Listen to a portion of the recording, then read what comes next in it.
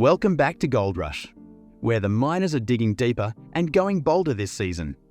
The Season 15 premiere, Greed is Good, brings us right back into the action as our favourite miners, Parker, Tony and Rick, get to work tackling ambitious cuts and big goals.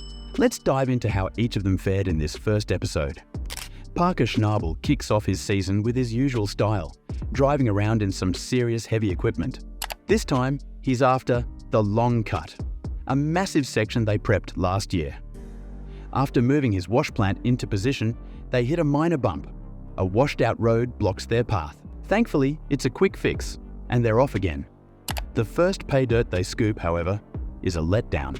Instead of hitting gold, finds mud. Parker, understandably frustrated, starts rubbing his face and swearing.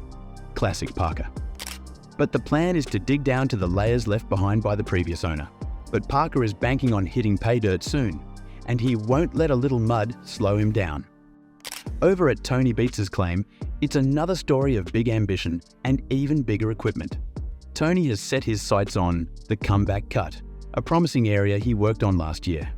He plans to run not one, but 2 wash plants on this cut, which means his cousin Mike has some serious work ahead, repairing the grizzly bars and getting the second shaker deck running.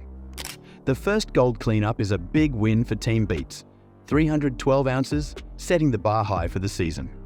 Tony's also in talks with his son Kevin, who wants to operate on his own claim at Scryer Creek.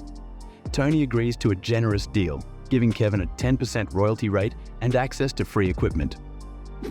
In true Kevin fashion, he jumps at the chance, putting a $500,000 down payment on a used wash plant. And in one of the more chaotic scenes of the episode, they have to attach the trailer, which ends up dragging through a rough road. It's messy, but they manage to make it work.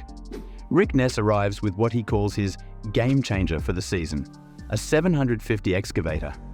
But there's a catch. They have to assemble it on site, which turns out to be a nerve-wracking process. Once it's up and running, Rick's team does a test pan in Raleigh Valley, and they see a hint of gold, which raises hopes. But the optimism is short-lived. When Rick meets with the claim owner to discuss the final payment, he's hit with some troubling news. The water license for next year isn't guaranteed, putting the future of his operation in doubt. It's safe to say that the first episode of Gold Rush has already set the stage for a season full of ups and downs.